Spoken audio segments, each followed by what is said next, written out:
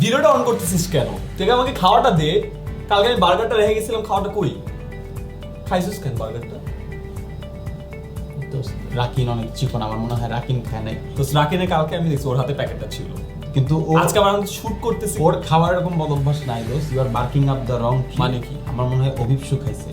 মনে কর এই গাছে রাকিন আছে, অভিপসু আছে, যার সাথে তো রাগারাগি করা উচিত তার সাথে রাগারাগি না করে you are barking up the wrong tree. তার মানে ভুল মানুষকে দোষারোপ করা। অর্থাৎ একটা তোর সরি অন করছিস?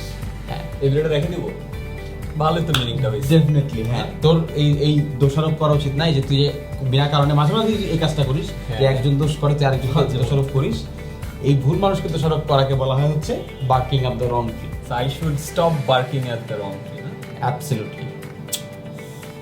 অভিপসু Yes. খাইছিস কেন?